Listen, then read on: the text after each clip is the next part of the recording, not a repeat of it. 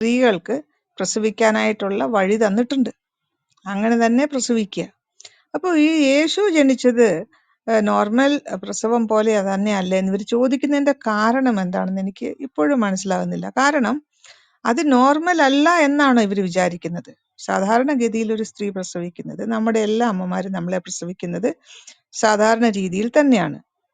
എങ്ങനെയാണോ ദൈവം നമുക്ക് ഗർഭപാത്രം തന്നിരിക്കുന്നത്, അതിൽ നിന്ന് തന്നെയാണ് നമ്മൾ 9 മാസം അമ്മയുടെ വയറ്റിൽ കിടന്ന് നമ്മൾ പുറത്തു വരും. അതില് ഒരു വൃത്തികേടോ ഷെയ്മോ ഒന്നും നമ്മുടെ അമ്മമാർക്കും കൊടുക്കേണ്ട കാര്യമില്ല. അത് മനുഷ്യകുലത്തിനെന്നല്ല, എല്ലാ ജീവജാലങ്ങളും ജനിക്കുന്നത് ഗർഭപാത്രത്തിൽ നിന്ന് പുറത്തേക്ക് തന്നെയാണ്. എനിക്ക് തോന്നുന്നത് ഇവർക്ക് എന്തോ വ്യത്യാസം ഉണ്ടെന്ന് തോന്നുന്നുണ്ട്. അല്ല, ഇവർക്ക് കാരണം വ്യത്യാസമുണ്ട്. ഇവർക്ക് വ്യത്യാസമുണ്ട്. കാരണം ഇവരത് എന്തുകൊണ്ടാണ് യേശു ഇവരുടെ ദൈവത്തിന് പല ഭാഗങ്ങളും ഇല്ല. അപ്പം അതുകൊണ്ട് ഇവർക്ക് ഒരു മനുഷ്യനായി പല ഭാഗങ്ങളും ഇല്ലെന്ന് മാത്രമല്ല, ഇവരുടെ ദൈവത്തിന് പല കഴിവുകളും ഇല്ല. അപ്പോൾ ഇവരുടെ ദൈവത്തിന് മനുഷ്യനാവാനോ ഭൂമിയിലേക്ക് ഇറങ്ങി വരാനോ പറ്റില്ല. മൂന്നാകാശത്ത് വരെ വരാൻ പറ്റുള്ളൂ. അപ്പോൾ അങ്ങനെ പല പരിമിതികളുള്ള ദൈവമായതുകൊണ്ട് അവരുടെ ധാരണ ആ ദൈവത്തിലേക്ക് നമ്മുടെ ദൈവത്തെ ചുരുക്കി കാണിക്കാനാണ്. അതുകൊണ്ടാണ് അവർക്ക് ഇങ്ങനെ സംസാരിക്കേണ്ടി വരുന്നത്. ബിജു ബ്രദറെ, അതല്ല എന്റെ പോയിന്റ്. അതല്ല ഞാൻ ചോദിക്കുന്നത്. ഇങ്ങനെയാണ്, അള്ളാഹു അവിടെ ജന്നത്തിൽ ചെല്ലുമ്പോ ഒരു പുരുഷന് ഒരു കുഞ്ഞ് വേണമെന്ന് ആഗ്രഹിച്ചാൽ അപ്പൊ തന്നെ അവന് കുഞ്ഞുണ്ടാകുന്നു. അതായത് ഈ മനുഷ്യൻ വിചാരിച്ചു കഴിഞ്ഞാൽ അവന് കുഞ്ഞുണ്ടാകും. അവനാണെങ്കിൽ നാച്ചുറൽ ഗർഭധാരണത്തിനുള്ള അവയവങ്ങളൊന്നും ഇല്ല. അപ്പൊ ഈ കുഞ്ഞ് പുറത്തു വരുന്നത് അവനുള്ള ഒരു എക്സിറ്റ് ഉണ്ടല്ലോ, ആ എക്സിറ്റ് ദ്വാരത്തിൽ കൂടി ആയിരിക്കും അവന്മാര് പ്രസവിക്കാൻ പോണത്. അല്ലാതെ വേറെ വഴിയില്ലല്ലോ, പുരുഷന്മാരല്ലേ. അപ്പൊ ഞാനൊരു കാര്യം ചിന്തിക്കുകയാണ്, ഇവരുടെ അഭിപ്രായത്തിൽ ഇവരുടെ അള്ളാഹുവിന് നോർമൽ പ്രസവം നടക്കുന്നത് എങ്ങനെയാണെന്ന് പോലും അറിയില്ല. അള്ളാഹുവിന് ഗർഭപാത്രം ഉണ്ട് കേട്ടോ. അല്ലെങ്കിൽ അള്ളാഹുവിനുണ്ട്, പക്ഷെ ഇവർക്ക് സാധാരണ മനുഷ്യര് കുഞ്ഞുങ്ങളെ പ്രസവിക്കുന്നത് എങ്ങനെയാണെന്ന് പോലും അള്ളാഹുവിന് അറിയില്ല. അതാണ് ഇവർക്ക് ഈ കൺഫ്യൂഷൻ. വന്നിട്ട് യേശുവിനെ അവന്റെ അമ്മ പ്രസവിക്കായിരുന്നില്ലേ? അതെ, പ്രസവിക്കായിരുന്നു. അതേ സമയത്ത് ഇവരുടെ ഒരു ഹദീസിൽ ഏതോ ഒരു മനുഷ്യൻ തന്റെ മിസ്വാക്ക് തന്റെ മലദ്വാരത്തിലിട്ടു. 9 മാസം കഴിഞ്ഞപ്പോ എന്താണ് മീന്റെ തലയും മുയലിന്റെ ബാക്ക് സൈഡും പിന്നെ എലിയുടെ കാലുമുള്ള ഒരു കുട്ടി പുറത്തു വന്നു മലദ്വാരത്തിലൂടെ. മുഹമ്മദ് പറഞ്ഞ ഹദീസാണ്. അപ്പൊ ഇവരുടെ പ്രസവമൊക്കെ നടക്കുന്നത് മലദ്വാരത്തിലൂടെയാണെന്ന് അപ്പോഴാണ് എനിക്ക് മനസ്സിലായത്. അള്ളാഹുവിന്റെ അറിവിൽ ഇങ്ങനെയാണ് കുഞ്ഞുങ്ങൾ പുറത്തു വരുന്നത് മുസ്ലിമുകൾക്ക്. അല്ലെങ്കിൽ ഇങ്ങനൊരു ഹദീസ് പറയുമോ മുഹമ്മദിന് പോലും അറിയില്ലായിരുന്നു കുഞ്ഞുങ്ങൾ. അതുകൊണ്ടായിരിക്കോ കുഞ്ഞുങ്ങൾ ജനിക്കാതിരുന്നത്? ഇയാൾ ഇങ്ങനത്തെ പണിയൊക്കെ ചെയ്തിട്ടായിരിക്കോ 12 സ്ത്രീകൾക്കും കുഞ്ഞുങ്ങളുണ്ടാകാതെ പോയത്? എനിക്ക് ബലമായ സംശയമാണ്. എന്റെ ബലമായ സംശയം അതൊന്നല്ല, ഇങ്ങനെ ആണ് തന്നെ ആയിരുന്നോ എന്നുള്ളതാണ്. അതെന്തായാലും ഇന്നിട്ട് തീരുമാനം ഉണ്ടാക്കണം. അല്ല എന്നുള്ള കാര്യത്തിൽ ജനറൽ ബ്രദറെ ശരിയാണ്. അത് ഒരു ഡൗട്ടുണ്ട്. കാരണം പുള്ളി ഇരുന്നു കൊണ്ടാണ് മൂത്രിച്ചിരുന്നത്, കണ്ണെഴുതുമായിരുന്നു, എന്ന് വേണ്ട അത്ര പൂശി നടക്കുമായിരുന്നു, എല്ലാ പരിപാടിയും ഉണ്ടായിരുന്നു. അത് എനിക്ക് ഒരു ഡൗട്ടുണ്ട്. ഐഷയുടെ ഉടുപ്പിൽ കയറുകയും ചെയ്യായിരുന്നു. അതെ അതെ. റസാക്ക് പോസ്റ്റ് ചെയ്യുന്ന ചാറ്റ്സ് ഡിലീറ്റ് അപ്പ് ചെയ്യല്ലേ, സ്ക്രീൻഷോട്ട് എടുക്കുന്നുണ്ട്, അതുകൊണ്ടാണ്. Thank you. Okay okay okay.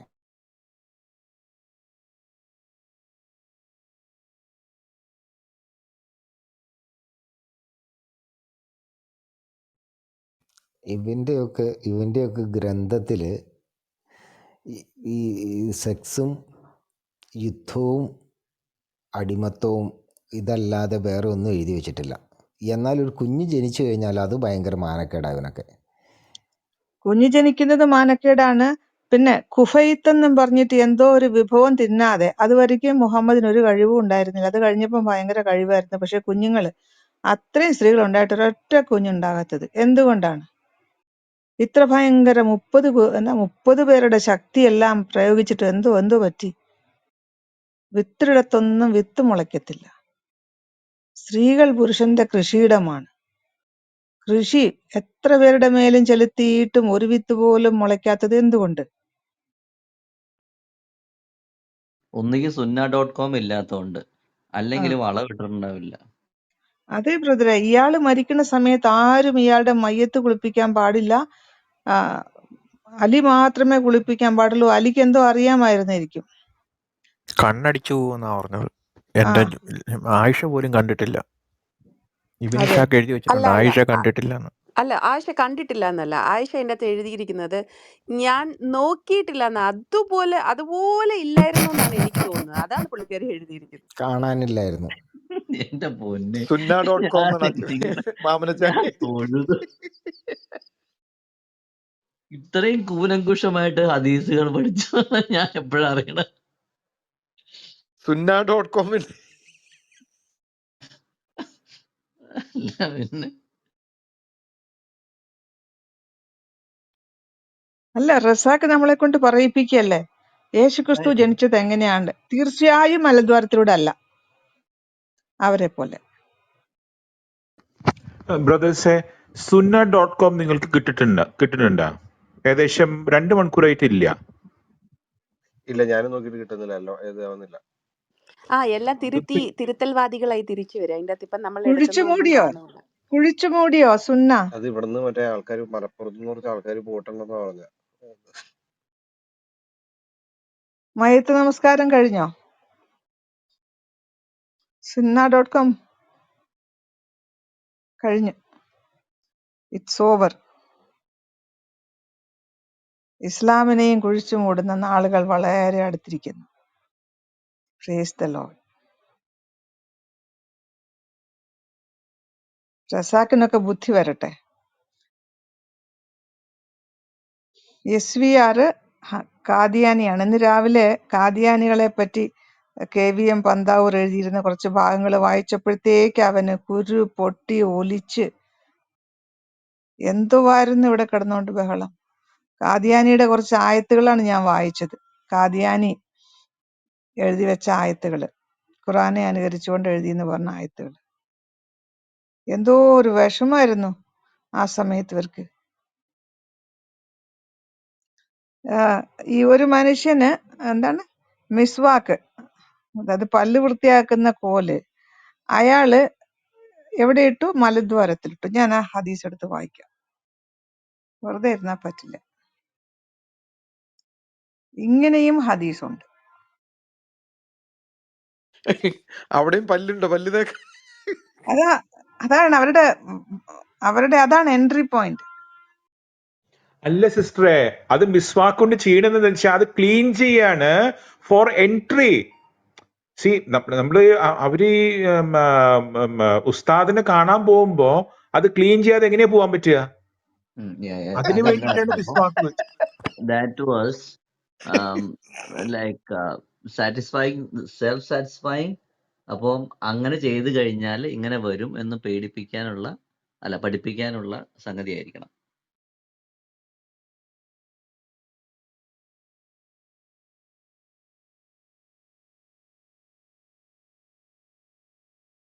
ഇവരുടെ കിതാബിൽ എഴുതി വെക്കാത്ത വല്ല ഏതെങ്കിലും വൃത്തികേടുണ്ടോ? അതാണ് നമ്മൾ അറിയേണ്ടത്. ഓക്കെ, ഇതാ ഞാൻ നുണയൊന്നുമല്ല പറയുന്നത്. ഇവിടെ ഇരുന്നോട്ട് കേൾക്കുന്ന ഏതെങ്കിലും മുസ്ലിങ്ങൾ ഉണ്ടെങ്കിൽ നിങ്ങളുടെ ഇബിൻ കത്തീർ എഴുതിയ പുസ്തകം അൽ ബിദായ വൽ നിഹായ വോള്യം 2, അത് അധ്യായം 17, ഇതിൽ പറയുന്നത് ഇസ്ലാമിക ശാസ്ത്രം, ഒരു മനുഷ്യൻ തന്റെ മലദ്വാരത്തിൽ മിസ്വാക്ക് ഇട്ടു. മിസ്വാക്ക് എന്ന് പറഞ്ഞാൽ ഒരു കൊമ്പ്, അതിന്റെ അറ്റം ചതച്ചിട്ട് പല്ല് വൃത്തിയാക്കാൻ ഉപയോഗിക്കുന്ന ഒരു കഷ്ണം, മരക്കഷ്ണം. അത് തന്റെ മലദ്വാരത്തിലിട്ടു. അല്ല, അവിടെയാണോ പല്ല്? ഇയാൾക്ക് പല്ല് വൃത്തിയാക്കാൻ ഉപയോഗിക്കുന്ന സാധനം എന്തിനാ ഇയാള് മലദ്വാരത്തിലിട്ടത്? അവിടെയാണോ ഇയാൾക്ക് പല്ല് മുളച്ചിരിക്കുന്നത്? ഓക്കെ, അങ്ങനെ ഗർഭത്തിന്റെ 9 മാസത്തിന് ശേഷം 9 മാസം അയാൾ ആ മിസ്വാക്കും വഹിച്ചുകൊണ്ട് നടന്നു അവിടെ. അപ്പൊ ഇയാൾക്ക് മലവിസർജനം ഒന്നും ഉണ്ടായില്ല അതിൽ കൂടിയിട്ട്. ചിരിപ്പിച്ചു പോലെ. അല്ലെ, നമ്മൾ ചിന്തിക്കത്തില്ലേ ബ്രദറെ, അവിടെ കിടക്കുക ഈ സാധനം, ഒരു തടി കഷ്ണം. അപ്പൊ ഇയാൾക്ക് മലവിസർജനം ഒന്നും ഉണ്ടാകാറില്ലേ? അത് അവിടെയാണ് വളരുന്നത്. ഇത് സാധനം വളരുകയാണ്. ഗർഭത്തിന്റെ 9 മാസം തീർന്നപ്പോൾ എലിയെ പോലെ 4 കാലുകളും മത്സ്യത്തിൻ്റെതുപോലെ തലയും മുയലിന്റേതുപോലെ മലദ്വാരവുമുള്ള ഒരു മകൻ അദ്ദേഹത്തിന് ജനിച്ചു. നിങ്ങൾ ചിരിക്കുക. ആ ഈ മകൻ മലദ്വാരം വഴി പുറത്തു വന്നു. ഇബിൻ കത്തീർ അൽ ബിദായ വൽ നിഹായ വോളിയം 2 അധ്യായം 17. മുസ്ലിം സുഹൃത്തുക്കളെ, ഇബിൻ കത്തീർ, ഇബിൻ കസീർ, ഇബിൻ കദീർ എന്ത് വേണമെങ്കിൽ പറഞ്ഞു, അയാൾ എഴുതി വെച്ച പുസ്തകമാണ്. ഭയങ്കര പുസ്തകമാ ബിദായ വൽ നിഹായ. അപ്പൊ ഇതൊക്കെയല്ലേ നിങ്ങളുടെയൊക്കെ പരിപാടി?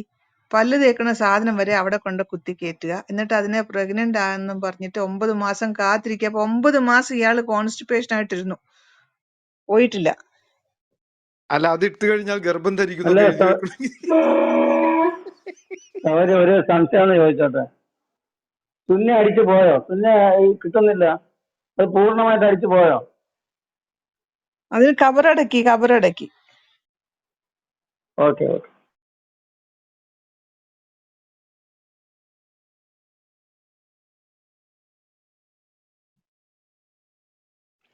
ഈ ജൂതന്റെ തമിഴിൽ അല്ലേ? ഒരു പറച്ചിലുണ്ട്, ഉന്നെല്ലാം പെത്താങ്കള പെഞ്ചാങ്കളാന്ന് ചോദിക്കും എന്ന് പറഞ്ഞ പോലെ ഇപ്പൊ ഇവിടെ പറഞ്ഞത് ഈ സിസ്റ്റർ വായിച്ചു വെച്ച് നോക്കുമ്പോ തമിഴന്മാർക്ക് മുന്നറിവ് ഉണ്ടായിരുന്നു എന്നുള്ളതാണ് എനിക്ക് മനസ്സിലാവുന്നത്. പെറ്റതല്ല, എല്ലാം പെഞ്ച് താഴോട്ട് വിട്ടതാണെന്ന്. ക്ഷമിക്കണം, ഓർമ്മ വന്നുകൊണ്ട് പറഞ്ഞ. സിസ്റ്റർ, ഞാൻ ഒരെണ്ണം കൂടെ വായിക്കാം. ഞാൻ ഇപ്പൊ ഈ പറഞ്ഞ ആ ഒരെണ്ണം ഏതായാലും സുന്ന അവർ പൂട്ടിയ സ്ഥിതിക്ക് ഇപ്പൊ സുന്നയെ ഞാൻ ഇന്ന് ഓർത്തോർത്ത് ദേണ്ട് അഷ്സമ അൽ Muhammadiya 358. Aisha said, I never looked at the private parts of Allah's messenger. Or she said, I never saw the private parts of Allah's messenger. എങ്ങനെയുണ്ട് ഇതൊന്ന്? അല്ലെങ്കിൽ പിന്നെ ഹദീസിന്റെ നമ്പർ ഒന്നും പറയാമോ സിസ്റ്റർ? ഉള്ളതല്ലേ സിസ്റ്ററെ, ഉള്ളതല്ലേ കാണാൻ പറ്റത്തുള്ളൂ. അഷമ ഇൽ അൽ മുഹമ്മദിയ 358. ഒരെണ്ണം കൂടെ ഉണ്ട്, മിഷ്കത്തൽ മസാബി 3123. അത് പറയുന്നതും Aisha said, I never looked at or I never saw God's messenger's private parts. അപ്പം നമ്മൾ ഇതൊക്കെ വായിച്ചതാണ് തെറ്റ്. ഇത്രയും നാള് നിങ്ങൾ വായിച്ചതിലാണ് തെറ്റ്. ഉണ്ടെങ്കിലല്ലേ കാണാൻ പറ്റുള്ളൂ. അല്ല, അത് ഞാൻ ഓൾറെഡി പറഞ്ഞിട്ടുള്ളതാ. ഈ യൂനക് അല്ല, ഈ സൗഫാനെ കുറിച്ച് പറയുന്ന വല്ലതും ഉണ്ടോ സിസ്റ്റർ ആയിഷ? എന്തിനെ കുറിച്ചാ? സൗഫാൻ അത് അതെയോ, ഇത് സുന്ന പോയല്ലോ. ഇനിയിപ്പോ വേറെ എന്തെങ്കിലും കണ്ടുപിടിച്ചോണ്ട് വരട്ടെ. ഞാൻ എവിടെയെങ്കിലും ഇനി അടുത്ത ഹോർഡിങ് ഓഫ് ഹദീത്ത് ഉണ്ടോ എന്ന് തപ്പിക്കൊണ്ടിരിക്കുക, നോക്കി കൊണ്ടുവരാം. ഞാൻ ആക്ച്വലി ഇതിനെ കുറിച്ച് പാകിസ്ഥാൻ്റെ ഇല്ലേ ഒരു ഉസ്താദ് പറയണ കേട്ടിട്ടല്ല, എനിക്കിപ്പോ ഓർമ്മ വരുന്നുണ്ട്. അവർ പക്ഷെ ഇത് നല്ല കാര്യമായിട്ടാ, മതല അത്രയ്ക്ക് നല്ല നല്ല സ്ത്രീയാണ്, നല്ല പുരുഷനാണെന്ന് ആ ലെവലിലാണ് പറയണവർ.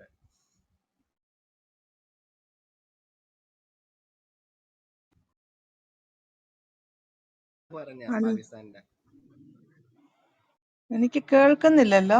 ആർക്കെങ്കിലും കേൾക്കുന്നുണ്ടോ അല്ല, പറയുന്നത്? അനിഷ്പ്രദന്റെ സൗണ്ട് വളരെ ഞാൻ കുറവാണ്. പറഞ്ഞ പാകിസ്ഥാന്റെ ഒരു ഉസ്താദ് ഇതിനെ കുറിച്ച് പറയണ ഞാൻ കേട്ടിട്ടല്ല ഈ സെയിം ടോപ്പിക്. പക്ഷെ അവർ നല്ലായിട്ടാ പറയണ, അത്രയ്ക്ക് ഇമാനുള്ളവരാണെന്ന് ഇവരൊക്കെ ആ രീതിയിലാ ഓക്കെ പറയണ. ബ്രദറെ, അള്ളാഹുവിന്റെ ചില പ്രവർത്തികൾ കേട്ടോണേ. സമ്പൂർണ്ണ നാശം, അതായത് ഭൂമിയിൽ സമ്പൂർണ്ണ നാശത്തിന് ശേഷം ഭൂമിയിൽ ജീവജാലങ്ങളെ വീണ്ടും സൃഷ്ടിക്കുവാൻ വേണ്ടി അള്ളാഹു അവന്റെ അർശിന്റെ അടിയിൽ നിന്ന് ശുക്ലമഴ പെയ്യിക്കും.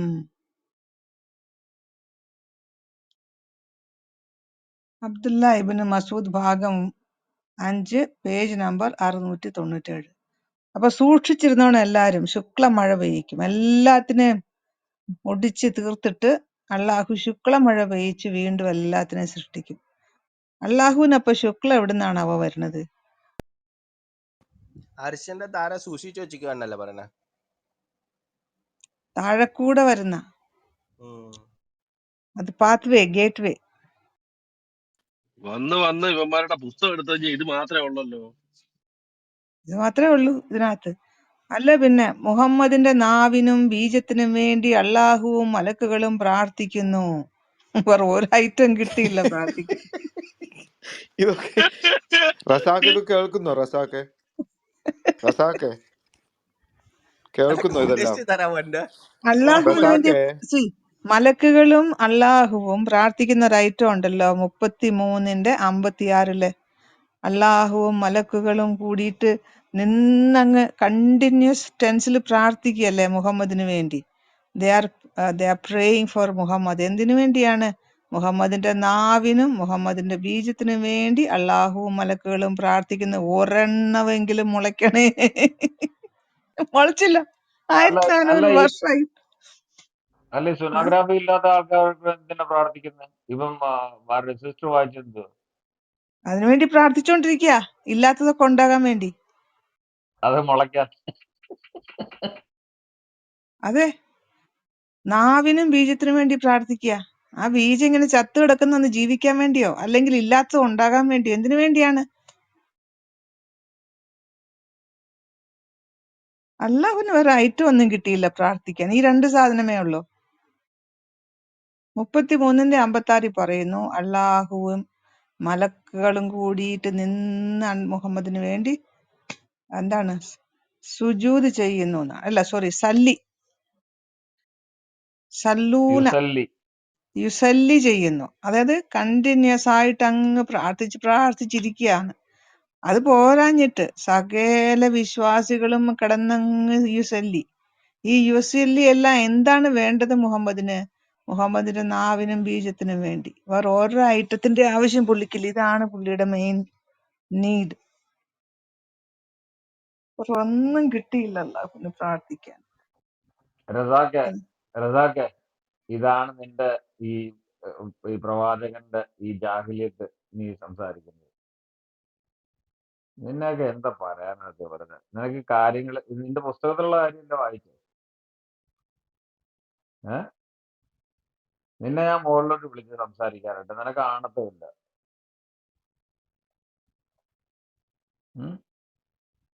നിനക്ക് വേദന. റസാക്കെ, നീ അവിടെ ഇരുന്നുകൊണ്ട് എന്തൊക്കെ എഴുതിയിട്ടാലും എന്നെ പറ്റിയോ ഇവിടെയുള്ള സഹോദരന്മാരെ പറ്റിയോ നിനക്കും അറിയാം, എല്ലാവർക്കും അറിയാം. നിന്റെ ഈ കൊണ്ടു നടക്കുന്ന പുസ്തകം ഉണ്ടല്ലോ, ഇത് വിടാതെ നിങ്ങൾക്കൊന്നും മോക്ഷം ഉണ്ടാകത്തില്ല. ഓക്കെ? കാരണം ഈ പുസ്തകം നിലനിൽക്കുന്നിടത്തോളം കാലം ഇതിലുള്ള കാര്യങ്ങൾ ഞങ്ങൾ വായിച്ചുകൊണ്ടേയിരിക്കും. ഞങ്ങൾക്കിത് വായിച്ചിട്ട് ഇൻട്രസ്റ്റ് ഒന്നും ഉണ്ടായിട്ടില്ല. ഞങ്ങൾക്ക് നല്ല ഒന്നാന്തരം ദൈവം തന്ന വചനം ഞങ്ങൾക്ക് വായിക്കാനുണ്ട്. പക്ഷെ നിങ്ങള് അയ്യോ മാനവരിൽ മഹോന്നതനാണ് എന്നും പറഞ്ഞു വരുന്നത് കൊണ്ടാണ് ഞങ്ങൾക്കിത് വായിക്കേണ്ടി വരുന്നത്. ഇപ്പൊ കണ്ടില്ലേ SVR വന്നിട്ട് ഇപ്പൊ എന്തായി? തന്നെ ഇറങ്ങി പോകേണ്ട ഗതികേടിൽ വന്നു. നിങ്ങൾക്കൊക്കെ എന്തെങ്കിലും സംസാരിക്കാനായിട്ട് ഒരു ആശയമുണ്ടോ? ഇല്ല. ആശയമില്ലാത്തവൻ തെറി പറയുക അല്ലെങ്കിൽ ആയുധമെടുക്കുക. ലോകമെമ്പാടും സമാധാനം വിതച്ചുകൊണ്ടിരിക്കുകയാണ്. ഇപ്പൊ കുറച്ച് ദിവസമായിട്ട് ലണ്ടനിൽ കിടന്നിട്ട് ഇങ്ങനെ പൊരിയുകയാണ്, കുരുപൊട്ടുകയാണ്. ഇവിടെ പാരീസിലും കുരുപൊട്ടി. കുറെ അഫ്ഗാനികള് ഓടി ഓടി ഓടി നടക്കുന്നു. നല്ല അടി കിട്ടി. എല്ലാത്തിനെയും പുറത്ത് വലിച്ച് കടലിലോട്ട് എറിയുന്ന നാളുകൾ ഉടനെ പ്രതീക്ഷിച്ചോളൂ. ഗവൺമെന്റ് ചെയ്തില്ലെങ്കിൽ മനുഷ്യര് ചെയ്യും. അവിടെ ഉള്ളവർക്കൊക്കെ മതിയായി, മടുത്തു. ലീ സിസ്റ്റർ, ഇപ്പം ഇവ പറഞ്ഞില്ലേ ഏതാണ്ട് ലൂത്ത് നബിയുടെ പെമ്മക്കടെ കാര്യം. അത് ആ മക്കളെ കുറിച്ച് ഭയങ്കര എന്തൊക്കെയോ എഴുതി വെച്ചായിരുന്നല്ലോ. സത്യത്തിൽ അവരെന്തായിരുന്നു ഇവരുടെ ഖുറാനിൽ പറയുന്നുണ്ട്. ഞാൻ ഒന്ന് വായിക്കട്ടെ കേട്ടോ. ഇത് 11:78 മുതലാണേ. നമ്മുടെ ദൂതന്മാർ ലൂത്തിന്റെ അടുക്കൽ ചെന്നപ്പോൾ അവരുടെ കാര്യത്തിൽ അദ്ദേഹത്തിന് ദുഃഖം തോന്നുകയും അവരെപ്പറ്റി ചിന്തിച്ചിട്ട് അവർക്ക് അദ്ദേഹത്തിന് മനപ്രയാസം ഉണ്ടാവുകയും ചെയ്തു. ഇതൊരു വിഷമകരമായ ദിവസം തന്നെ എന്ന് അദ്ദേഹം പറയുകയും ചെയ്തു. 11:78 ലൂത്തിന്റെ ജനങ്ങൾ അദ്ദേഹത്തിന്റെ അടുത്തേക്ക് ഓടി വന്നു. മുമ്പ് തന്നെ അവർ ദുർനടപ്പുകാരായിരുന്നു. അദ്ദേഹം പറഞ്ഞു, എന്റെ ജനങ്ങളെ, ഇതാ എന്റെ പെൺമക്കൾ. ഇനി നല്ലപോലെ കേട്ടോ റസാക്ക്, നല്ലപോലെ കേട്ടോ. അവരാണ് നിങ്ങൾക്ക് ഏറ്റവും കൂടുതൽ പരിശുദ്ധിയുള്ളവർ. എന്താ എഴുതിയത്? കേട്ടില്ല. എന്റെ ജനങ്ങളെ, ഇതാ എന്റെ പെൺമക്കൾ. അവരാണ് നിങ്ങൾക്ക് കൂടുതൽ പരിശുദ്ധിയുള്ളവർ. അതിനാൽ നിങ്ങൾ അള്ളാഹുവെ സൂക്ഷിക്കുകയും എന്റെ അതിഥികളുടെ കാര്യത്തിൽ എന്നെ അപമാനിക്കാതിരിക്കുകയും ചെയ്യുക. നിങ്ങളുടെ കൂട്ടത്തിൽ വിവേകമുള്ള ഒരു പുരുഷനും ഇല്ലേ? വീണ്ടും ചോദിക്കുകയാണ്, നിങ്ങളുടെ കൂട്ടത്തിൽ വിവേകമുള്ള ഒരു പുരുഷനും ഇല്ലേ? അപ്പം ലൂത്ത് നബിയുടെ പിള്ളേർ എന്തായിരുന്നു? പെമ്മക്കള്. ബൈബിള് പറഞ്ഞു താന്തോന്നികളും ദുർനടപ്പുകാരും ആയിരുന്നു എന്ന് പറഞ്ഞു. നിങ്ങൾ എന്ത് പറഞ്ഞു? പരിശുദ്ധകളാണെന്ന് പറഞ്ഞു. എവിടെയാണ് പറയുന്നത്? അതുകൊണ്ട് വീണ്ടും അവിടെ എഴുതി വെക്കുമ്പം അതുകൊണ്ട് ഇങ്ങനെയായിരുന്നു ഇവര് എന്ന് പറയുമ്പം ഖുറാനിൽ അവര് പരിശുദ്ധവതികളാണ്. എന്തുകൊണ്ട് പരിശുദ്ധകളായെന്നൊന്ന് ഓർത്തോണം കേട്ടോ. അവരെന്താ ചെയ്തതെന്ന് നിങ്ങളുടെ ദൈവത്തിന് അറിയത്തില്ലേലും ഇയാൾക്ക് അറിയാമല്ലോ. ഇപ്പം ഭാഗ്യം ഒരു ബൈബിൾ ഉണ്ടായിരുന്നത് കൊണ്ട്. അവര് നബിചര്യ പിന്തുടർന്നാണ് സിസ്റ്റർ. എന്തല്ലേ എല്ലാം പകുതിക്ക് വെച്ച് കേട്ടേച്ച് എവിടെ നിന്നെങ്ങാണ്ടെല്ലാം ഗ്ലാസ് എടുത്ത് ഇങ്ങോട്ട് വരും. എന്നുവെച്ചാൽ ഈ വെടി തീർന്ന സാധനം എല്ലാം കൂടെയാണ് ഡയലോഗായിട്ട് അടിക്കുന്നത്. സിസ്റ്ററെ, ഇവർക്ക് ഖുറാനിൽ വിശ്വാസമില്ല. ഖുറാനിൽ പറഞ്ഞിരിക്കുന്നത് ഈ പെൺകുട്ടികൾ നല്ല ഒന്നാം തരം സ്വഭാവക്കാരായിരുന്നു. പരിശുദ്ധവതികളാ, അവരത് അങ്ങനെ തന്നെ വിശ്വസിക്കുന്നില്ല. പറയണം. ഇനി മുതൽ നമ്മൾ അങ്ങനെ ആ, പറയാവുള്ളൂ. അതെ, പരിശുദ്ധവതികൾ. അതാ. പരിശുദ്ധവതി. അപ്പോ അപ്പന്റെ കൂടെ കിടക്കുന്നവരാണ് പരിശുദ്ധവതികൾ ഇവർക്ക് എന്നാണ് ഇവര് പറയുന്നത്. അല്ലെങ്കിൽ ഇവര് ഖുറാൻ വിശ്വസിക്കുന്നില്ല. പരിശുദ്ധവതികളായ സ്ത്രീകളാണെന്ന് ഖുറാൻ പറഞ്ഞത് ഇവർക്ക് വിശ്വാസമില്ല. ഇവരെന്നിട്ട് എന്ത് ചെയ്തിരിക്കുന്നു? ബൈബിളിലേക്ക് ചാടിക്കേറി അവിടെ പരിശോധിച്ചപ്പോ ഈ പെൺകുട്ടികള് ഒരിക്കലും ചെയ്യാൻ പാടില്ലാത്ത തെറ്റ് ചെയ്തു. അവരതാ വിശ്വസിക്കുന്നത്. അതുകൊണ്ടല്ലേ നമ്മളോട് വന്ന് ചോദിക്കുന്നത്. അവർക്ക് അവരുടെ കിതാബിനെ വിശ്വാസമില്ല. നമുക്ക് ബൈബിളിനെ വിശ്വാസമാണ്. ബൈബിളിലുള്ളത് നമ്മൾ വിശ്വസിക്കുന്നു. ലോത്തിനെ പറ്റി പറഞ്ഞിരിക്കുന്ന കാര്യങ്ങൾ എന്താണ്? ലോത്ത് അബ്രഹാമിന്റെ സഹോദരപുത്രനായ ലോത്തിന് മര്യാദയ്ക്ക് ആ സ്ഥലത്ത് എവിടെയെങ്കിലും ജീവിച്ചാ പോരായിരുന്നു. ലോത്ത് ധനവാനാകാൻ പോയതാണ്. സകലവിധ മ്ലേച്ഛത്തരങ്ങളും ചെയ്യുന്ന ജനങ്ങളുടെ ഇടയിൽ പോയി പാർത്തു. മക്കൾ അങ്ങനെ ആയി പോയത് തടയാൻ ലോത്തിന് കഴിഞ്ഞില്ല. ലോത്തിനറിയാം അവര് ഇങ്ങനെ ഈ രീതിയിലായി പോയത് ആ നാട്ടിൽ പോയി ജീവിച്ചത് കൊണ്ടാണ്. ആ നന്മതിന്മ തിരിച്ചറിയാൻ വയ്യാത്തവരായി പോയി. അവര് ആ കുഞ്ഞുങ്ങളെ വളർത്തേണ്ട രീതിയിൽ വളർത്താൻ അറിയാഞ്ഞിട്ടല്ല, പക്ഷെ നാടിന്റെ സ്വഭാവം ആ കുഞ്ഞുങ്ങളിൽ കയറി. അപ്പനുമായിട്ട് ശവിക്കുന്നത് തെറ്റാണെന്ന് അവർക്ക് തോന്നിയില്ല. ഒരവസരം വന്നപ്പോ ഭർത്താക്കന്മാരില്ല, അവരെ രണ്ടുപേരെയും എൻഗേജ്മെന്റ് കഴിഞ്ഞവരായിരുന്നു. അവരെ വിളിക്കാൻ പോയതാണ്, ആളെ വിട്ടതാണ് രാത്രിയില്. പക്ഷെ അവര് പരിഹസിച്ച് തിരിച്ചയച്ചു, ഇങ്ങനെയൊന്നും സംഭവിക്കില്ല എന്ന് വിചാരിച്ചിട്ട്. അപ്പൊ ബൈബിളില് കറക്റ്റ് ആയിട്ട് പറയുന്നുണ്ട്. പക്ഷെ ആ പെൺകുട്ടികളുടെ ഉള്ളില് ആ കൾച്ചർ കടന്നുകൂടി അവർക്ക് തെറ്റെന്ത് ശരിയെന്തെന്ന് അറിയാത്ത രീതിയിൽ അവർ നശിച്ചു പോയി. അതിന്റെ കാരണക്കാരൻ ആരാണ്? ലോത്ത് തന്നെയാണ്. ഈ തീർന്നില്ല. സംഭവമൊക്കെ കഴിഞ്ഞതിന് ശേഷം സിസ്റ്റർ, ഞാൻ എപ്പോഴും ഈ ഭാഗം വായിക്കുമ്പോൾ ചിന്തിക്കും, ലോത്തിന് തിരിച്ച് അബ്രഹാമിന്റെ അടുത്ത് പോയാൽ മതിയായിരുന്നു.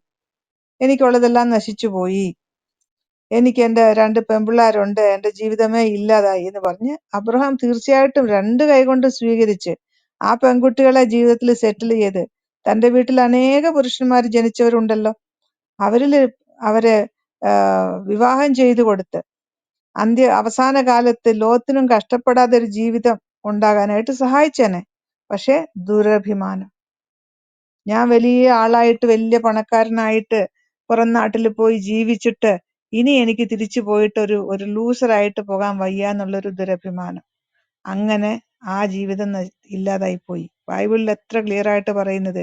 പുതിയ നിയമത്തിൽ ലോത്തിനെ വിളിക്കുന്നത് വലഞ്ഞുപോയ നീതിമാൻ. നീതിമാനാണ്, പക്ഷേ ചില തീരുമാനങ്ങൾ എടുത്തതിലെ തെറ്റുകൾ കൊണ്ട് വലഞ്ഞുപോയ നീതിമാൻ എന്നാണ് പറഞ്ഞിരിക്കുന്നത്. അദ്ദേഹം തെറ്റൊന്നും ചെയ്തില്ലെങ്കിലും സർക്കംസ്റ്റാൻസസിന്റെ ഓരോ കാര്യങ്ങൾ കൊണ്ട് അങ്ങനെ അങ്ങ് ആയിപ്പോയി. He could not control his wife. ഭാര്യ തിരിഞ്ഞു നോക്കാൻ കാരണം എന്താണ്? ഇവർ ഓടിപ്പോകാൻ പറഞ്ഞു, ഒരിക്കലും തിരിഞ്ഞു നോക്കരുതെന്ന് പറഞ്ഞിട്ടും ഭാര്യ എന്തുകൊണ്ടാണ് തിരിഞ്ഞു നോക്കുക? മാത്രമല്ല, അവര് ഇട്ടിട്ട് പോയ ധനം, സ്വത്ത്, വലിയ വീടും സമ്പാദ്യവും എന്തൊക്കെയോ ഉണ്ടായിരുന്നു. തിരിഞ്ഞു നോക്കിയ സമയത്ത് അവൾ തിരിഞ്ഞു നോക്കാൻ പാടില്ലായിരുന്നു, തിരിയാൻ പാടേയില്ലായിരുന്നു. ആ ജീവിതത്തെ വിട്ടകന്നാണ് ഓടിപ്പോകേണ്ടത്. പക്ഷെ ഹൃദയം മുഴുവൻ വിട്ടിട്ട് പോയ നാടും സ്വന്തക്കാരും അവരുടെ ബന്ധുക്കളും ഒക്കെ അവിടെ കിടക്കുകയല്ലേ. She turn back. അങ്ങനെ അവളും നഷ്ടപ്പെട്ടു. അപ്പോ നീതിമാനായ അബ്രഹാമിൽ നിന്ന് വേറിട്ട് പോയി സ്വത്തിനു വേണ്ടി, സമ്പത്തിനു വേണ്ടി മാത്രം ഇങ്ങനെ അതായത് ദൈവദൂഷണം ചെയ്ത് സകലവിധ മോശം മ്ലേച്ഛതരം ചെയ്ത് ജീവിക്കുന്ന ആ നാട്ടിൽ പോയി അവരുടെ ഇടയിൽ അവരൊരുത്തനെ പോലെ കുഞ്ഞുങ്ങളെ വളർത്തി ജീവിച്ചു കഴിഞ്ഞിട്ട് then he did not want to turn back. വീണ്ടും ഒരു പശ്ചാത്താപത്തോടെ ഒരു സോറി പറഞ്ഞുകൊണ്ട് അല്ലെങ്കിൽ ഒരു ഞാൻ ചെയ്തത് തെറ്റായി പോയി എന്ന് അംഗീകരിക്കാൻ അദ്ദേഹത്തിന് കഴിഞ്ഞില്ല. അതുകൊണ്ടാണ് അബ്രഹാമിന്റെ അടുത്തേക്ക് തിരിച്ചു വരാനും കഴിയാതിരുന്നത്. അങ്ങനെ അത് നശിച്ചുപോയി. ഇന്ന് അമ്മാനും അമ്മാനും മോവാബും ഈ രണ്ട് രാജ്യങ്ങൾ ആ സ്ത്രീകളുടെ മക്കളിൽ നിന്നാണ് ഉണ്ടായത്. മോവാബ് എന്ന് പറഞ്ഞാൽ എന്റെ അബുവിൽ നിന്ന്, അമ്മോൻ അതും അപ്പനിൽ നിന്ന് മക്കളെ സ്വീകരിച്ചു അവര് പെൺപിള്ളാര്. അവരുടെ മക്കളല്ലേ ഇന്ന് കാണുന്ന ഇന്നത്തെ ജോർദാൻ എന്ന് പറയുന്ന പ്രദേശം. അവിടെ രണ്ട് രാഷ്ട്രങ്ങളാണ് ഉണ്ടായിരുന്നത്, മോവാബ്, അമ്മോൻ. ബൈബിളിൽ ക്ലിയർ ആയിട്ട് പറഞ്ഞിട്ടുണ്ട്. ലോത്തിന്റെ മക്കളാണിത്. അവിടെ നിന്നല്ലേ മുഹമ്മദ് വന്നത്. മുഹമ്മദിന്റെ മുത്തച്ഛനാണ് ലോത്ത്. നിങ്ങൾ ചാപ്റ്റർ 37 വായിച്ചു നോക്ക്. ഞാൻ ഇപ്പൊ എടുക്കാം. ഈ റസാക്കിനെ ഒന്ന് പുറത്തു കളയാൻ പോവാണ് സിസ്റ്റർ, എല്ലാവരുടെയും അനുവാദത്തോടെ പ്ലീസ്. റസാക്കിനെ എടുത്ത് കളയാൻ പോവാണ്. അവനൊന്നും 37 അധ്യായത്തില് മുഹമ്മദ് ലോത്തിന്റെ കുടുംബക്കാരാണെന്ന് ഞാൻ ഇപ്പൊ പറഞ്ഞുതരാം. സിസ്റ്ററെ, നമ്മുടെ ഷാക്കാക്ക അവിടെ റൂം ഇട്ടായിരുന്നു. അപ്പൊ ഞാൻ അവിടെ കയറി ചെന്ന് ഞാൻ ഷാക്കാക്കയോട് സംസാരിച്ചോണ്ടിരിക്കുകയാണ്. അപ്പൊ നമ്മുടെ ഡിബേറ്റുകളൊക്കെ വേറെ ഐഡി വന്നിട്ട് ഷാക്കാക്കയോട് ചോദിച്ച് മോഡറേഷൻ ഒക്കെ വാങ്ങിച്ച് എന്നെ എടുത്ത് താഴെ ഇട്ട് മുട്ടം തെറിയോട് തെറി. ഞാൻ മുഹമ്മദിനെ പോലെയൊക്കെ ഉണ്ടായതാന്ന് പറഞ്ഞു. പലതൊക്കെ ഉണ്ടായതാണ്, അങ്ങനെ ഉണ്ടായതാണ്. ഭയങ്കര തെറിയോട് തെറി. അവന്മാർക്ക് അതല്ലേ അറിയുള്ളൂ. മുഹമ്മദിന്റെ അനുയായികളല്ലേ ബ്രദറെ. പിന്നെ എനിക്ക് ഏറ്റവും വിഷമം വന്നു, ഞാൻ മുഹമ്മദിനെ പോലെ ഉണ്ടായതാന്നൊക്കെ പറഞ്ഞിട്ട് എനിക്ക് ഏറ്റവും വിഷമം വന്നു. Don't worry brother. എന്നെ എന്തൊക്കെ ഇവിടെ തെറി പറഞ്ഞു വെച്ചിരിക്കുന്ന അവന്മാര്. നമ്മളെ തെറി പറയുമ്പോ ദേ ആർ നമ്മളിലുള്ള ആത്മാവ്, പരിശുദ്ധാത്മാവിനെയാണ് അവര് തെറി പറയുന്നത്. അത് അവരിലുള്ള പിശാച്, അവരിലുള്ള പിശാചിന്റെ ആത്മാവിന് സ്തോത്രം പറയും. അത് അവാർഡാക്കി കണക്കൂട്ടണം. അവാർഡാക്കി നിങ്ങൾ എന്തുകൊണ്ട് അവാർഡാണ്? സിസ്റ്റർ എന്റെ ഡി പി നോക്കി, അള്ളാവിന്റെ ഒരു അത്ഭുതം നോക്കിയേ. ഇതെന്താ സാധനം? അത് ഒരു അള്ളാന്ന് എഴുതി, പന്നിയുടെ പുറത്ത് അള്ളാഹുവിന്റെ പേരാണോ അത്? അതെ.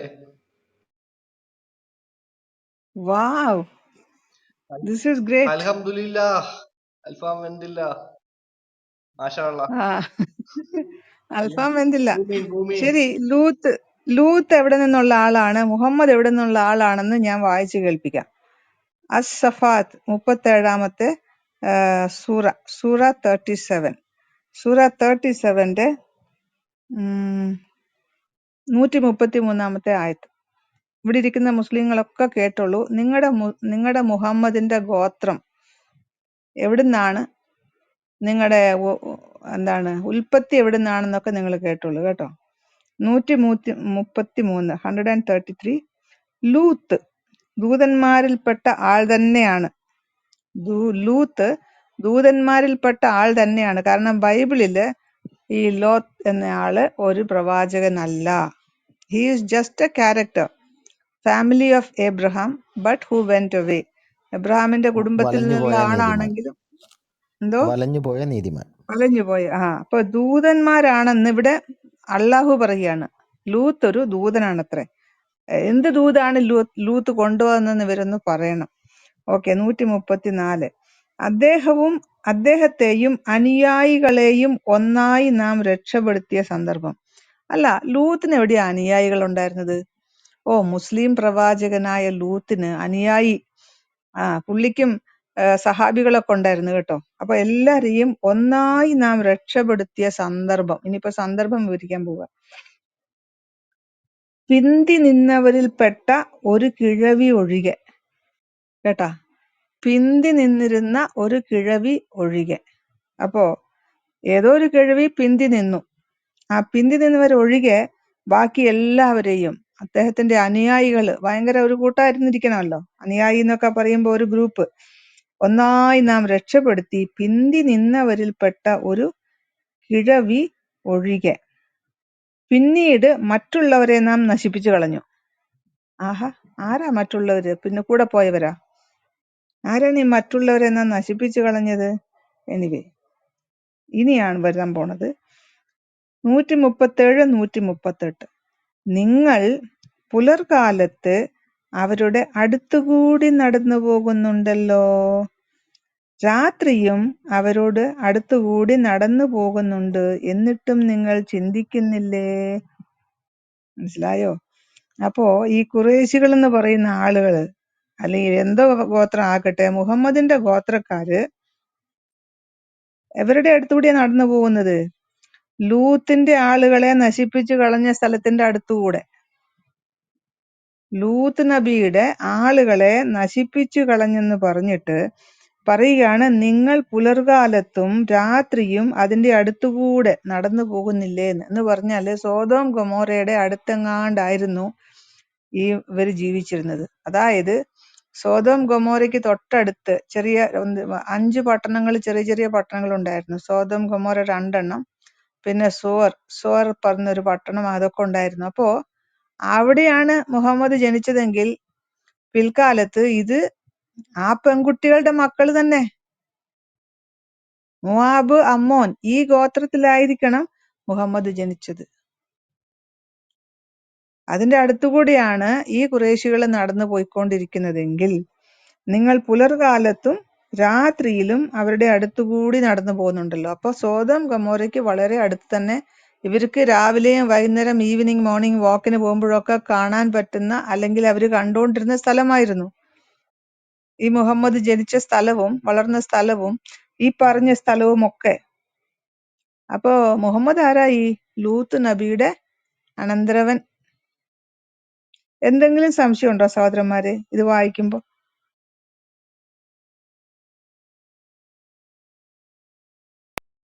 അപ്പൊ അടുത്ത മുഹമ്മദിന്റെ എന്തിനാണ് താഴോട്ട് ഇതുവഴി വായിക്കുമ്പോ എന്താണെന്നും കൂടെ ഒന്ന് പറഞ്ഞായിരുന്നു. അടുത്ത എന്തോ എനിക്ക് താഴോട്ട് വായിക്കുമ്പോ എന്താണെന്നൊന്ന് പറഞ്ഞായിരുന്നു. പറഞ്ഞോളൂ. എനിക്കൊരു ഡൗട്ട് ഇതേ ഉള്ളൂ. ഈ രാവിലെയും വൈകുന്നേരം എന്തിനാ അതുവഴി ഇങ്ങനെ കറങ്ങിയടിച്ച് നടക്കുന്നെന്നുള്ളത് എനിക്ക് മനസ്സിലായില്ല. മോർണിംഗ് ഈവനിങ് വാക്കിന് പോവല്ലേ? ഓ അങ്ങനെ. അഥവാ ഇനി നീ രാത്രിയിൽ കൊള്ളയടിക്കാൻ അങ്ങോട്ടൊരു പോകത്തില്ലേ? സഞ്ചാരവും. രാവിലെ കൊള്ളയടിക്കാൻ പോകത്തില്ലേ ഏർലി മോർണിംഗ്? അല്ല, ഇത് നിങ്ങൾ പുലർകാലത്ത് അവരുടെ അടുത്തുകൂടി നടന്നു പോകുന്നുണ്ടല്ലോ, രാത്രിയും നടന്നു പോകുന്നുണ്ട്, എന്നിട്ടും നിങ്ങൾ ചിന്തിക്കുന്നില്ല എന്ന് പറഞ്ഞാല് നിങ്ങൾ ഇത് എപ്പോഴും കണ്ടുകൊണ്ടിരിക്കുകയാണ്. ഇവരുടെ കൺമുമ്പിലാണ് സോതോമിന്റെയും ഗൊമോറയുടെയും അവശിഷ്ടങ്ങൾ കിടക്കുന്നത്. അതെന്ത്? നാം അവരെ നശിപ്പിച്ചു കളഞ്ഞു എന്നാണ്. അള്ളാഹു നശിപ്പിച്ചു കളഞ്ഞതിന്റെ അവശിഷ്ടം അവിടെ കിടക്കുന്നുണ്ട്, എന്നിട്ട് നിങ്ങൾ ചിന്തിക്കുന്നില്ലേ? അപ്പോ എന്നും ഇവരുടെ കൺമുമ്പിൽ കാണുന്ന രീതിയിലുള്ള സ്ഥലങ്ങളായിരുന്നു സോദോം ഗമോറ. അത് ഇന്നത്തെ മക്കയുടെ അടുത്തെന്നല്ല, 2000 കിലോമീറ്റർ അങ്ങാണ്ട് ദൂരെയാണ് കിടക്കുന്നത്. അപ്പൊ മുഹമ്മദ് ജീവിച്ചിരുന്നത് ആ സോദോമിന്റെയും ഗമോറയും അടുത്തുള്ള, അതായത് ഇന്നത്തെ യോർദാനിന്റെ തെക്കു ഭാഗത്തൊക്കെ ആയിട്ട് വരും. യോർദാനിന്റെ ഭാഗം തന്നെയാണ് ഇത്. ഇന്നത്തെ യോർദാന്റെ ഭാഗമാണ്. അതായത് അമ്മോന്യരും മോവാബ്യരുടെയും അവശിഷ്ടമാണ് മുഹമ്മദ്. അതായത് ലൂത്ത് നബിയുടെ സന്തതി, മകളിൽ കൂടി ജനിച്ച സന്തതി. ഒരു സംശയവും ഇല്ല. അതുകൊണ്ടാണ് ഖുറാനില് അല്ലെങ്കിൽ ഇവന്മാരൊന്നും ഇയാളുടെ ചരിത്രമോ ഇയാളുടെ ഗോത്രമോ എഴുതാഞ്ഞത്. അല്ലെങ്കിൽ പിന്നെ ഇതെങ്ങനെ ഇവിടെ വന്നു? നിങ്ങൾ രാവിലെയും വൈകിട്ടും വാക്കിങ്ങിന് പോകുമ്പം ഇത് കണ്ടോണ്ടിരിക്കുകയല്ലേ എന്ന് പറഞ്ഞത്. അപ്പൊ അയാൾ ജനിച്ചതും ജീവിച്ചതും അവിടെ തന്നെയല്ലേ?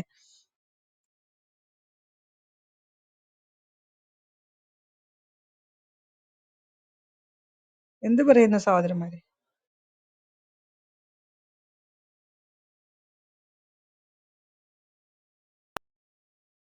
അല്ല, ഞാൻ ആലോചിക്കുന്നേ ഈ പറയുന്ന ജിയോഗ്രഫിക്കലി നമ്മൾ നോക്കിക്കഴിയുവാണെങ്കിൽ എത്ര ദൂരം ഉണ്ടെന്നറിയാം. ജോർദാന്റെയും ഇസ്രായേലിന്റെയും സൈഡിലായിട്ടാണ് ഈ കിടക്കുന്ന ഈ സോദോം ഗൊമോറ എന്ന് പറയുന്ന സ്ഥലവും ഈ പറയുന്ന മക്കയും തമ്മിൽ, അല്ലെങ്കിൽ മദീനയും തമ്മിൽ എന്നാ കിലോമീറ്റർ, അറ്റ്ലീസ്റ്റ് ഒരു 2000 കിലോമീറ്ററിന്റെ ഡിഫറൻസ് ഉണ്ട്. അന്നേരം ഏത് വിവരം കെട്ടവരാണോ ഇത് എഴുതി വെച്ചേക്കുന്നതെന്ന് ആലോചിച്ച്, ഈ ആയത്ത് എഴുതിയവര് ഒരു ബോധം പൊക്കണോ ഇല്ലാന്നുള്ള ഒരു രാവിലെയും വൈകിട്ടും നടക്കാൻ പോയെന്നൊക്കെ പറയുവാണെങ്കിൽ എന്തോ ബ്രദറെ, ഇതിന് മറുപടി ഇതാണ് പറയേണ്ടത്? സത്യം. ഇത് ഇപ്പൊ എത്ര വലിയ മോഷ്ടാവാണെങ്കിലും എന്തെങ്കിലും ഒരു അവശിഷ്ടം ശേഷിച്ചിട്ട് പോകുന്നു പറയുന്ന പോലെ മുഹമ്മദ് ഈ പറഞ്ഞത് സത്യമാണ്. മുഹമ്മദിന്റെ വീട്ടുകാരും നാട്ടുകാരും ഈ സോദോം ഗമോര കണ്ടുകൊണ്ടാണ് രാവിലെയും വൈകുന്നേരം വെളിക്ക് പോകും. രാവിലെ ആണല്ലോ ഏർലി മോർണിംഗ്, പുലർകാലത്ത് അതിലെ കൂടി നടന്നു പോകുന്ന വെളിക്കിരിക്കാൻ പോകുന്നതായിരിക്കും. വൈകുന്നേരം രാത്രി ആകുമ്പോഴും അന്ന് കക്കൂസും ലാട്രിനും ഒന്നുമില്ലല്ലോ വീടിനകത്ത്. അപ്പൊ വെളിക്കിരിക്കാൻ പോകുന്ന അവിടെയൊക്കെ ആയിരിക്കും. അതായിരിക്കും പറഞ്ഞത്. രാത്രി നിങ്ങൾ നടന്നു പോകും, പുലർകാലത്ത് നടത്തുന്നത് എവിടേക്കാ പോകുന്നത്? വെളിക്കിരിക്കാൻ പോകുന്നത് അവിടെ ആ ഭാഗത്തൊക്കെ ആയിരിക്കും. അപ്പൊ അത്രയ്ക്ക് ക്ലോസ് ആയിട്ട് ജീവിക്കണമെങ്കിൽ അത് ലോത്തിന്റെ സന്തതികളാണ് അവിടെ പിന്നീട് ഉണ്ടായത്. അവരുടെ സന്തതി അപ്പൊ അത് പരമ്പരയാണ്. സഹോദരി പറഞ്ഞ കറക്റ്റാ, ലോത്തിന്റെ സന്തതി തന്നെയാണ്. അതെ അതിന്റെ ഉറപ്പാണ് അവരുടെ സ്വഭാവം. ഇന്ന് ഈ എണ്ണയും കൊണ്ട് നടക്കുന്നു. അതെ അതെ.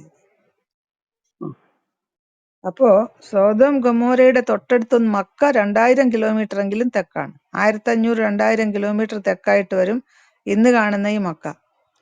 അപ്പോ 2000 കിലോമീറ്റർ മോർണിംഗ് വാക്കിന് ഇപ്പൊ വെളിക്കിരിക്കാനൊന്നും ആരും പോകത്തില്ലല്ലോ. പോകുമോ?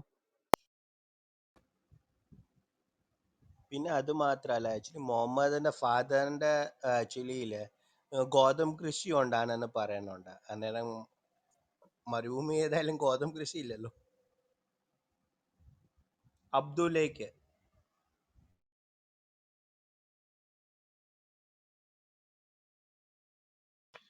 അല്ല, ഞാന് ഈ പറയുന്ന ഈ ഹിസ്റ്റോറിക്കൽ ഇവന്റ് ഒക്കെ നടന്ന സ്ഥലത്തൂടെ ഞാൻ പോയിട്ടുള്ളതാണ്. ഞാന് ആ സമയത്ത് അന്നേരം ഞാൻ പാസ് ചെയ്ത് പോയത് തന്നെ ഞാൻ ഈ സൗദി അറേബ്യ വഴി ജോർദാൻ വഴി ആണ് ഈ പറയുന്ന സ്ഥലങ്ങളിലോട്ടൊക്കെ പോയത്. അന്നേരം തന്നെ നമുക്ക് തന്നെ അറിയാം, വണ്ടിയിൽ പോകുമ്പോൾ തന്നെ അറിയാം. അറ്റ്ലീസ്റ്റ് എന്താ പറയുക, ബഹ്റൈനിൽ നിന്ന് സ്റ്റാർട്ട് ചെയ്ത് സൗദി അറേബ്യ കയറി ജോർദാൻ വഴി ഇസ്രായേലിൽ കയറി അങ്ങനെ പോയത്. അന്നേരം ഈ പോയ ഈ പറയുന്ന സോദം ഗൊമോറ എന്ന് പറയുന്ന പ്ലേസിലൂടെ ഒക്കെ ഞങ്ങൾ പോയതാണ്. അന്നേരം ഈ പറയുന്ന അതിന്റെ ഒരു ഭാഗമാണ് ഈ ഡെഡ് സീ എന്ന് പറയുന്ന പ്രദേശം. അവിടെ അതുകൊണ്ടാണ് അവരെ പറഞ്ഞ ഗൈഡ് പറഞ്ഞത് അവിടെ ഇത്രയും ഉപ്പിന്റെ ഇത് കൂടിയതിന് കാരണം ഇതായിരിക്കാനാണ് സാധ്യത എന്ന് ആ ഗൈഡ് ഇങ്ങനെ പറഞ്ഞു തന്നു. അന്നേരം ആ വെള്ളം താന്നു പോകാത്ത, വെള്ളത്തിൽ ഇറങ്ങിയാലും താന്നു പോകാത്ത രീതിയിൽ അത്രമാത്രം ഉപ്പിന്റെ അംശം സാന്ദ്രത കൂടുതലാണ്. അന്നേരം അവിടുന്ന് ഈ പറയുന്ന മക്ക അല്ലെങ്കിൽ മദീന എന്ന് പറയുന്ന സ്ഥലത്തേക്ക് അറ്റ്ലീസ്റ്റ് കുറഞ്ഞത് ഒരു 1500 കൂട്ടിക്കോ, 2000 വേണ്ട, 1500 കിലോമീറ്റർ എങ്കിലും ഉണ്ട്. അന്നേരം ഈ ആയതൊക്കെ എഴുതി ഇങ്ങനെ വെച്ചങ്ങ് തള്ളുമ്പോഴത്തേക്ക് ആ സമയത്ത് മുഹമ്മദ് വിചാരിച്ചാണ് ഇതെങ്ങും ആരും ട്രാൻസ്ലേറ്റ് ചെയ്ത് മലയാളത്തിലോട്ടൊന്നും ആക്കത്തില്ല എന്നുള്ള ഉദ്ദേശത്തിലാണ് ഇതൊക്കെ ഇറക്കിയത്. അതുകൊണ്ടാണല്ലോ ഇവര് പണ്ഡിതന്മാര് പറയുന്നത്, നിങ്ങൾ എന്തിന് ഇത് ട്രാൻസ്ലേറ്റ് ചെയ്തു? അള്ളാഹുവിന്റെ ലാംഗ്വേജിൽ തന്നെ ഇത് എഴുതിയാ പോരായിരുന്നോ? അത് എഴുതി വെച്ചേക്കുന്ന അങ്ങനെ തന്നെ ഇരുന്നാ പോരായിരുന്നു. അതുകൊണ്ടല്ലേ ആൾക്കാരല്ലേ ഇതിന്റെ അടുത്ത് വായിക്കുന്നതെന്ന് ഈ മൊയ്ലിയാക്കർ പറയുന്നതിന്റെ മെയിൻ കാരണം ഇതായിരിക്കും. അന്നേരം ഞാൻ പറയുന്നത്, നമ്മൾ എങ്ങനെ നോക്കിക്കഴിഞ്ഞാലും ഹിസ്റ്റോറിക്കലി കാൽക്കുലേറ്റ് ചെയ്ത് കഴിഞ്ഞാൽ പോലും, നമ്മൾ ആ ഡിസ്റ്റൻസ് കാൽക്കുലേറ്റ് ചെയ്ത് കഴിഞ്ഞാലും ഈ പറയുന്ന ആയത്ത് അട്ടർ ഫൂളിഷ്നെസ് എന്ന് മാത്രമേ നമുക്ക് പറയാൻ പറ്റത്തുള്ളൂ.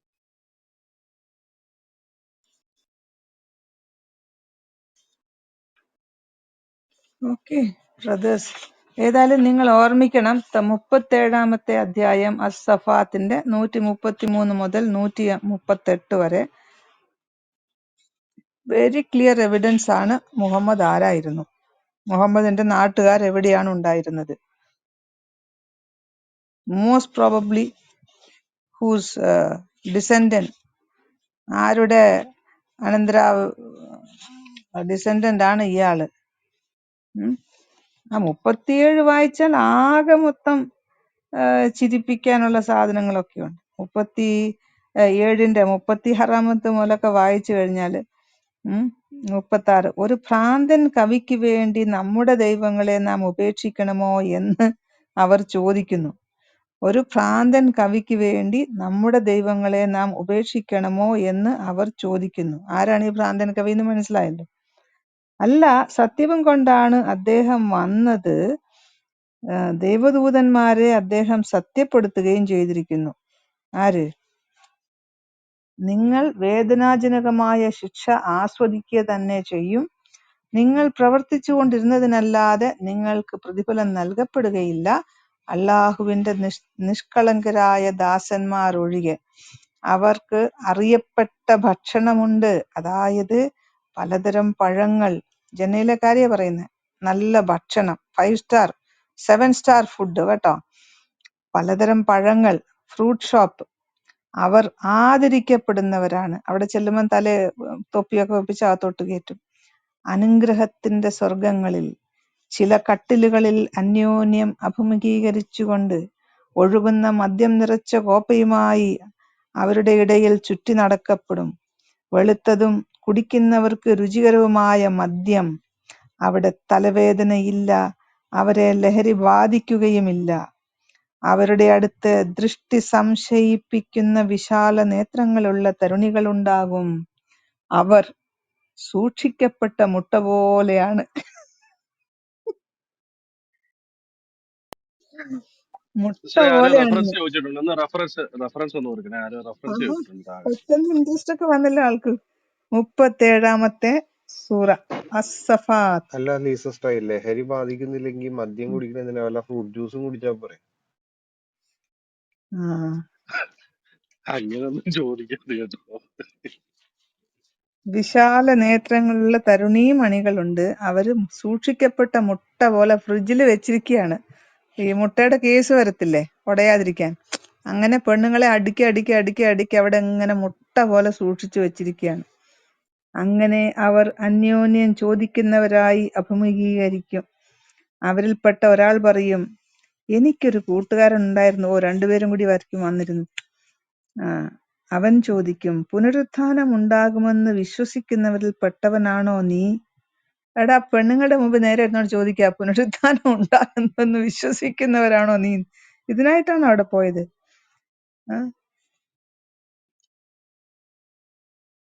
പിന്നെ അവിടുന്ന് അവര് നരകത്തിലേക്ക് എത്തി നോക്കുന്ന പരിപാടിയൊക്കെ ഉണ്ട്. അപ്പോ പെണ്ണുങ്ങളെല്ലാം മുട്ട പോലെയാണെന്ന് അവിടെ. എന്നാ ഓംലെറ്റ് ഉണ്ടാക്കാം അല്ലേ? അപ്പൊ ഈ ആണുങ്ങൾ എന്തുപോലെ ഇരിക്കില്ലേ സിസ്റ്ററെ? അവന്മാരോ, അത് 5.5 അടി. അല്ല, ഈ പെണ്ണുങ്ങള് മുട്ട ഇവിടുന്ന് പോലെ, അപ്പൊ ആണുങ്ങൾ എന്തുപോലെ ഇരിക്കും? കോഴി പോലെ ഇരിക്കുവോ? അവര് ഇതായിരിക്കും, എന്താ, പ്യാജ്, ഉള്ളി പോലെ രണ്ടും കൂടി ചേർത്ത് ഓംലെറ്റ് ആക്കാം. അല്ല, ഇതൊക്കെ കേൾക്കാനും വിശ്വസിക്കാനും ഞമ്മന്മാര് കൊറേ. എന്റെ പൊന്ന് ഹബീബി, എങ്ങനെയല്ലേ?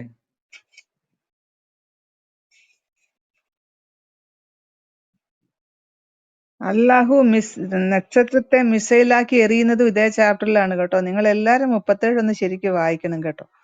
കാരണം 37 ഇല്ലാത്ത കാര്യങ്ങളില്ല. നമ്മള് സൃഷ്ടിച്ചതേ അതിനാണ്, അറിയോ? നക്ഷത്രത്തെ സൃഷ്ടിച്ചത് തന്നെ പിശാചിനെ അറിയാനാ. ഇത് അസ്സഫാത്തിന്റെ 6 മുതൽ വായിക്കുകയാണെങ്കിൽ, ഏറ്റവും അടുത്തുള്ള ആകാശത്തെ നക്ഷത്രങ്ങളാകുന്ന അലങ്കാരം കൊണ്ട് നാം അലങ്കരിക്കുക തന്നെ ചെയ്തു എന്ന് പറഞ്ഞാൽ, ഏറ്റവും താഴെയുള്ള ആകാശം 7 തട്ടായിട്ട് ചോറ്റുപാത്രം പോലെ അടുക്കി വെച്ചിരിക്കുകയാണ്. 7 തട്ടുള്ള ആകാശം. താഴത്തെ തട്ടില് അലങ്കാരത്തിന് ക്രിസ്മസ് ഡെക്കറേഷൻ പോലെ തൂക്കിയിട്ടിരിക്കുകയാണ്. ഏത്? നക്ഷത്രങ്ങള്. ക്രിസ്മസ് ഡെക്കറേഷൻ നമ്മൾ തൂക്കിയിടത്തില്ല, അതുപോലെ തന്നെ. ധിക്കാരികളായ എല്ലാ പിശാചുക്കളിൽ നിന്നും അതിനെ നാം സംരക്ഷിക്കുകയും ചെയ്തിരിക്കുന്നു. അപ്പൊ ധിക്കാരികളെ പിശാചുക്കൾ അവിടെ ഉണ്ട്, അതിനെ അറ്റാക്ക് ചെയ്യാൻ. സമുന്നത സമൂഹത്തിലേക്ക് അവർ ചെവി കൊടുത്ത് കേൾക്കുകയില്ല എന്ന് പറഞ്ഞാല്, അള്ളാഹുവിന്റെ മീറ്റിങ്ങിലേക്ക് ഒന്നും ഇവന്മാർക്ക് ഒളിഞ്ഞു പോയി നിന്നുകൊണ്ട് കേൾക്കാൻ പറ്റുകയില്ല. പിശാചുക്കളുടെ പണി അള്ളാഹുവിന്റെ മീറ്റിങ്ങിലെ മെയിൻ ചർച്ച, അവിടുത്തെ ടോപ്പിക്കൊക്കെ കേൾക്കുക എന്നുള്ളതാണ് പിശാചുക്കളുടെ പണി. അപ്പോ ഇവർക്ക് ചെവി കൊടുത്ത് കേൾക്കാൻ പറ്റാത്ത രീതിയിൽ അവിടെ തടയിട്ട് വെച്ചിരിക്കുകയാണ്. അങ്ങനെ അള്ളാഹു അവരെ നക്ഷത്രം മിസൈലാക്കി എറിയും. എല്ലാ ഭാഗങ്ങളിൽ നിന്നും അവർ എറിയപ്പെടും. അവരെ തുരത്തുവാൻ വേണ്ടി അവർക്ക് നിരന്തരമായ ശിക്ഷയുണ്ട്. പക്ഷെ ആരെങ്കിലും പെട്ടെന്ന് വല്ലതും റാഞ്ചിയെടുക്കുകയാണെങ്കിൽ തുളച്ചു കയറുന്ന ഒരു തീജ്വാല മിസൈൽ അവനെ പിന്തുടരുന്നതാണ്. അതായത്, ഈ നിങ്ങൾ കണ്ടിട്ടില്ലേ, ഈ തീരെ കൊച്ചു പിള്ളേരൊക്കെ, അതായത് ഈ അർച്ചിൻസ്, ഒന്നും ദിക്കറ്റ പിള്ളേരൊക്കെ റോഡിലൂടെയൊക്കെ ഇങ്ങനെ അലഞ്ഞു നടക്കുന്ന പിള്ളേരൊക്കെ ഈ മുട്ടായി കടയുടെ മുമ്പിൽ പോയി കുറേ പിള്ളേർ ഒരുമിച്ച് പോയി നിൽക്കും. ഒരുമിച്ച് പോയി നിന്നിട്ട് കച്ചവടക്കാരന്റെ ശ്രദ്ധ ഒന്ന് അങ്ങോട്ടോ ഇങ്ങോട്ടോ തിരിഞ്ഞ ഉടനെ ഈ ലഡു ഒക്കെ ഇങ്ങനെ മേലെ മേലെ കൂട്ടി കൂട്ടി വെച്ചിരിക്കുന്ന കടകളൊക്കെ ഉണ്ട് നോർത്ത് ഇന്ത്യയിലൊക്കെ. ഈ പിള്ളേര് അയാളെ ഒന്ന് ശ്രദ്ധ തിരിച്ചിട്ട് ഒരൊറ്റ എണ്ണ എടുത്തിട്ട് ഒരൊറ്റ ഓട്ടമുണ്ട്. അതുപോലെ തന്നെ പണ്ടൊക്കെ സ്കൂളുകളില് മിഠായി വിൽക്കാനൊക്കെ ആൾക്കാർ വരും. ഓപ്പൺ ബാസ്ക്കറ്റിലാണ് കൊണ്ടുവന്ന് ഹലുവ ഇതൊക്കെ വെച്ചിട്ട് വിൽക്കാൻ വരും. അപ്പൊ പിള്ളേര് ഒരാള് പറയും എനിക്കൊരു പീസ് മുറിച്ച് തരാൻ പറഞ്ഞിട്ട് അയാൾ അങ്ങോട്ട് തിരിയുമ്പോഴത്തേക്ക് മറ്റേ പീസും എടുത്തിട്ട് പിള്ളേർ കൂടും. ഇങ്ങനത്തെ പരിപാടിയൊക്കെ ഉണ്ടെന്ന് പറഞ്ഞ പോലെയാണ് ഈ ചെകുത്താന്മാരുടെ കാര്യം. അള്ളാഹുവിന്റെ അവിടെ ആകാശത്ത് പോയിട്ട് ഇങ്ങനെ നിൽക്കും കേൾക്കാൻ വേണ്ടിയിട്ട്. അള്ളാഹുവിന്റെ ശ്രദ്ധ ഒന്ന് അങ്ങോട്ടോ ഇങ്ങോട്ടോ തിരിയുമ്പോഴത്തേക്ക് പറഞ്ഞു കേട്ടില്ലേ 10ാമത്, ആരെങ്കിലും പെട്ടെന്ന് വല്ലതും റാഞ്ചി എടുക്കുകയാണെങ്കിൽ, അതിനാണ് ഈ റാഞ്ചി എടുക്കുക എന്ന് പറഞ്ഞാൽ അള്ളാഹു നിശ്ചയിച്ചു വെച്ച അവിടുത്തെ പോയിന്റ്സ് ഓഫ് ഡിസ്കഷൻ ഒക്കെ അവിടെ എഴുതി വെച്ചിട്ടുണ്ടാവല്ലോ, മിനിറ്റ്സ്. അത് ഇവന്മാര് റാഞ്ചി എടുത്തോണ്ട് ഓടിയാല് അള്ളാഹു എന്ത് ചെയ്യും? തുളച്ചു കയറുന്ന ഒരു മിസൈൽ വിടും അവന്റെ പുറകെ. ഈ പോകുന്നവര് ജിന്നുകളാണ് കേട്ടോ. പിശാചെന്ന് പറഞ്ഞാൽ ജിന്നുകളാണ്. ഈ ജിന്നുകൾ ഓടുമ്പം അതിനെ ഉണ്ടാക്കിയത് തന്നെ അഗ്നി കൊണ്ടാ. ഈ ജിന്നുകളെയൊക്കെ സൃഷ്ടിച്ചിരിക്കുന്ന അഗ്നി കൊണ്ടാണ്. വേറൊരു അഗ്നിജാലം അവരുടെ പുറകെ വിടും. അത് അവന്റെ ബാക്ക് സൈഡ് തുളച്ചു കയറും. എന്തുവാ അല്ലാഹുവേ! വല്ല വാട്ടർ ജെറ്റിങ് വല്ലതും നടത്തിയിരുന്നെങ്കിൽ അത് തീ കെട്ട് അവന്മാരില്ലാതായി പോവനെ. തീക്ക് മേലെ തീ ഇട്ട് അത് തീ അധികം ജ്വലിക്കുകയല്ലേ ചെയ്യുക.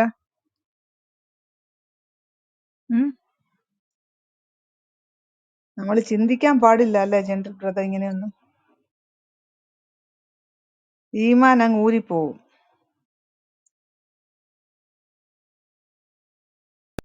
ഓക്കെ ബ്രദർ, സംസാരിച്ചോളൂ.